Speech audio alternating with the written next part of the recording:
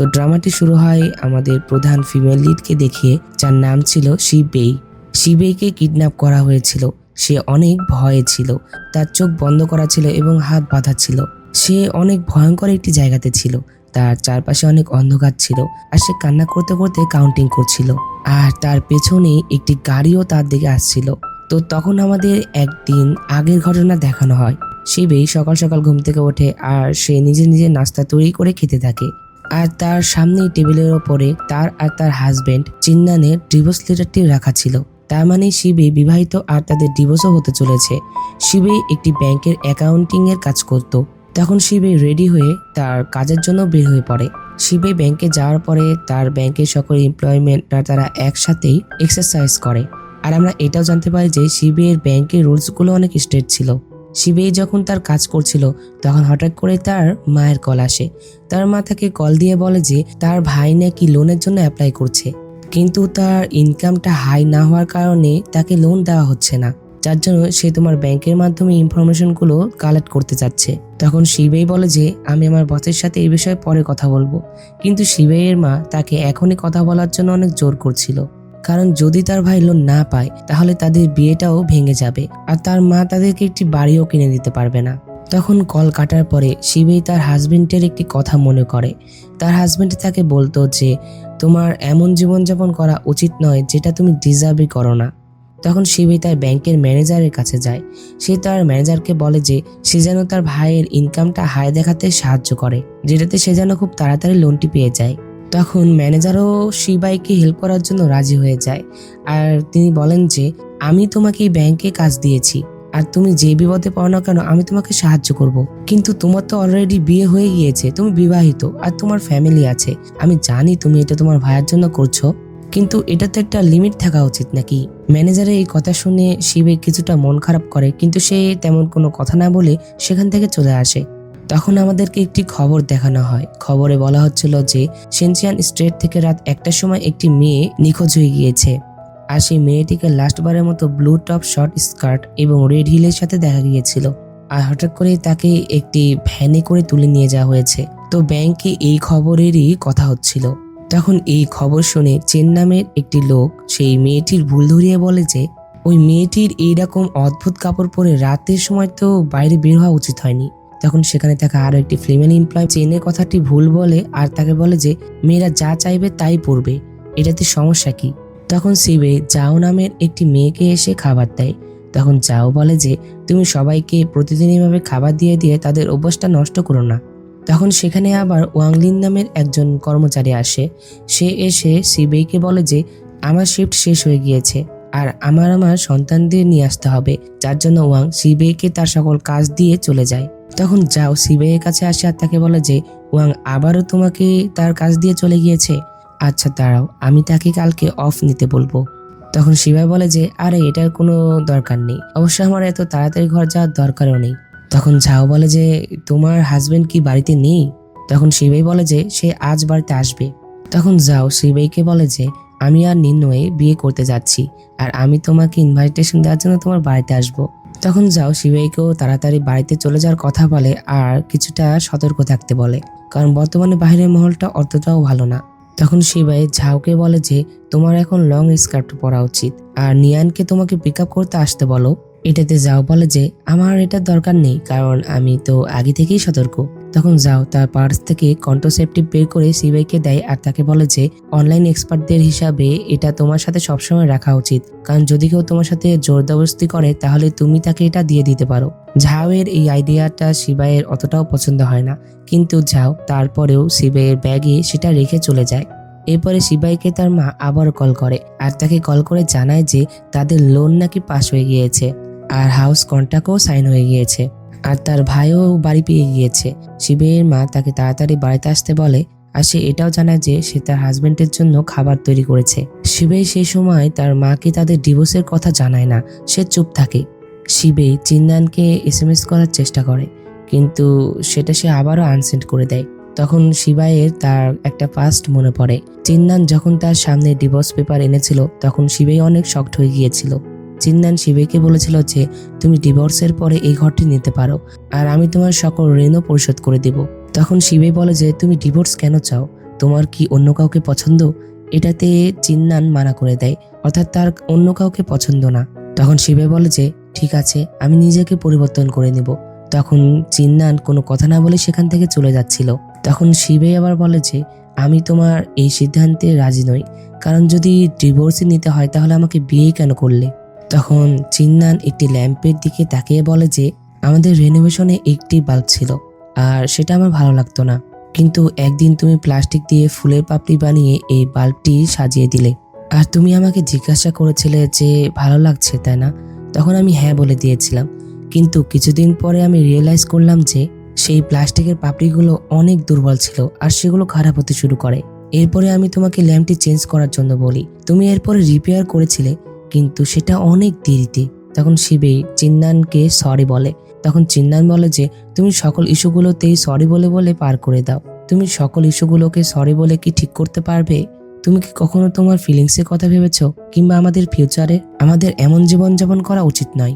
তুমি আমার ফিলিংস আর আমাদের ফিউচার নিয়ে কোনো চিন্তাই করো না, আর আমি কখনোই আসবো না, নিজের খেয়াল রেখো। এই কথা বলে চিন্নান চলে যায়। তো এরপরে সিন প্রেজেন্টে আসে। প্রেজেন্টে শিবাইয়ের হাত থেকে একটি ওয়ার্কার তার ব্যাগটি ফেলে দেয়, যেটাতে তার সকল জিনিসপত্র পড়ে যায়। তখন সেই ওয়ার্কারটা শিবাইয়ের ব্যাগের মধ্যে সেই কন্ট্রাসেপটিভটাও দেখে নেয়, যেটা কিনা ঝাও রেখেছিল। তো এরপরে শিবাই অনেক রাত পর্যন্ত তার অফিসে কাজ করছিল। তখন শিবাই সেখানকার দুজন ওয়ার্কারের কথা শুনতে পায়। তারা বলছিল যে আমাদের মনে হচ্ছে যে শিবাই আর তার হাজবেন্ডের সাথে ঝগড়া হয়েছে, কারণ তার হাজবেন্ড তো প্রতিদিন তাকে নিতে আসতো, কিন্তু এখন তো আর আসে না। তখন আরো একটি ওয়ার্কার বলে যে আসলে শিবেইতে ডিভোর্স হতে চলেছে, আর যেহেতু শিবেইয়ের ভাই নিয়ানের সাথে রিলেশনশিপে আছে, নিয়ানের বিয়ে হতে চলেছে, যার জন্য তার একটি বাড়ি দরকার ছিল, আর সে এই জন্যই তার বোন অর্থাৎ শিবেইকে ফোর্স করছিল লোন নেওয়ার জন্য। কিন্তু যেহেতু তার ইনকাম হাই না, যার জন্য শিবেই তার ম্যানেজারের সাথে কথা বলিয়ে তাকে অনুরোধ করে তার ভাইয়ের ইনকাম হাই দেখায়, আর যার কারণে তারা লোন নিতে পারে, আর তারা এখন একটি বাড়িও নিতে পারছে।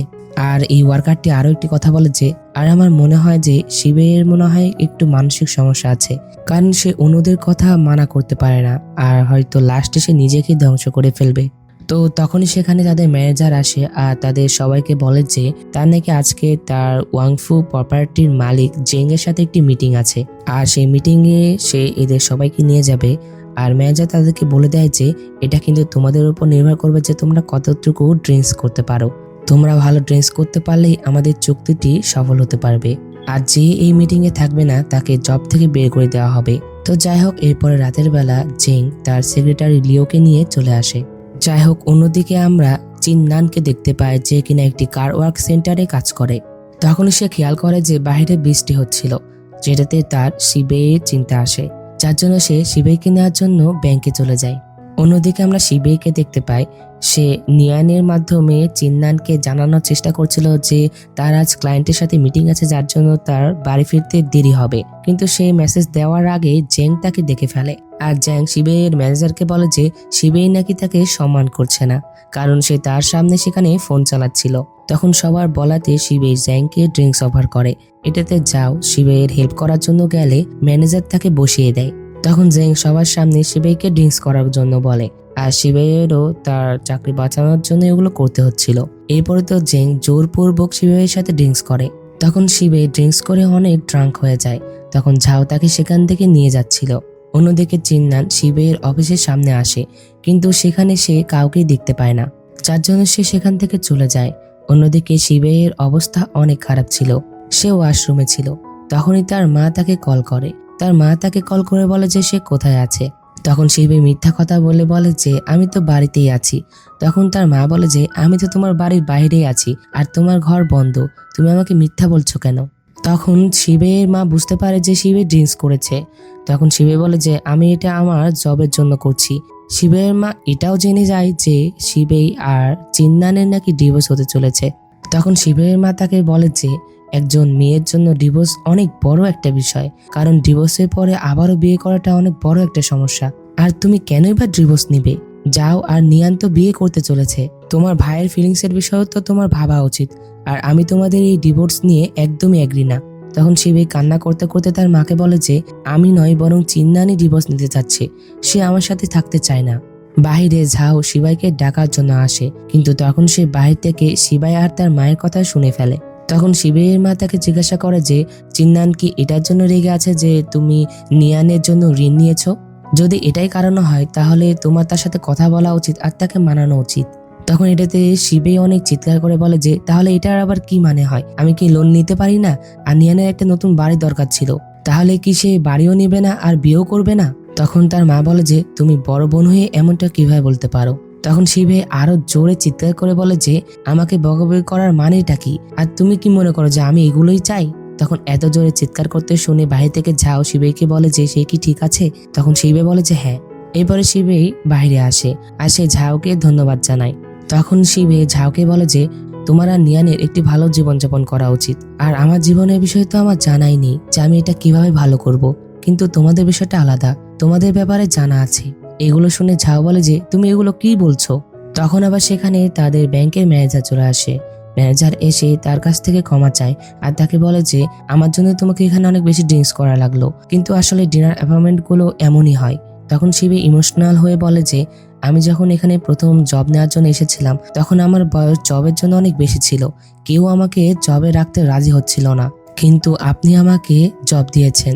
এই কথা বলে শিবেই তাকে বারবার থ্যাঙ্কস বলছিল। তখন তার ম্যানেজারও বলে যে তোমার জন্য আমারও অনেক উপকার হয়েছে। তখন শিবে বলে যে আমি আমার জন্য কাউকেই লজ্জিত করব না, আর আমি আমার কোম্পানির জন্য সবকিছু করব। এরপরে শিবাই নিজেকে নিয়ন্ত্রণ করে আর আবারও জ্যাংয়ের কাছে যায় আর তাকে ড্রিঙ্কস অফার করে তাদের কোম্পানির সাথেই কাজ করার কথা বলে। কিন্তু জেং এখনো রেডি ছিল না, যার জন্য শিবেই আর চাও তারা দুইজনেই তাদের সামনে অনেক ড্রিঙ্কস করে তাকে ইমপ্রেস করার চেষ্টা করে। তখন তাদের ম্যানেজার তাদের দুজনকে সেখান থেকে যেতে বলে আর জেংকে বলে যে কেউই আপনাকে ড্রিঙ্কসে হারাতে পারবে না। তো পরবর্তী দৃশ্যে আমাদেরকে আবারও শিবেইয়ের কিডন্যাপিং দৃশ্যটা দেখানো হয়। তখন শিবেই পাবলিক সিকিউরিটি ব্যুরোতে কল করেছিল আর সে নিজেকে বাঁচানোর জন্য তাদেরকে আসতে বলে। তখন তারা শিবের কাছ থেকে তার লোকেশনটা চায়, কিন্তু শিবে এত পরিমাণে ভয়ে ছিল যার জন্য সে তাদেরকে তার লোকেশনটা বলতেই পারে না, আর তা বাদেও সে যে কোথায় আছে এটা সে নিজেও জানে না। তো যাই হোক, এই পার্টটি এখানে শেষ। তো বন্ধুরা, ড্রামাটি তোমাদের কাছে কেমন লেগেছে তা অবশ্যই কমেন্ট করে জানিয়ে দাও, আর ভিডিওটি ভালো লেগে থাকলে অবশ্যই একটি লাইক করে দাও, আর আমার চ্যানেলে নতুন হয়ে থাকলে চ্যানেলটি সাবস্ক্রাইব করে পাশে থাকা বেল বাটনটি অলে ক্লিক করে দাও, যাতে পরবর্তী ভিডিও নোটিফিকেশন সবার আগে তোমার কাছে পৌঁছে যায়। তো দেখা হচ্ছে পরবর্তী পার্টি। সে পর্যন্ত আল্লাহ তাআলা তোমাদের ভালো রাখো, সুস্থ রাখো, এই কামনা করে আজকের ভিডিও এখানে শেষ করছি। চাই চিয়ান।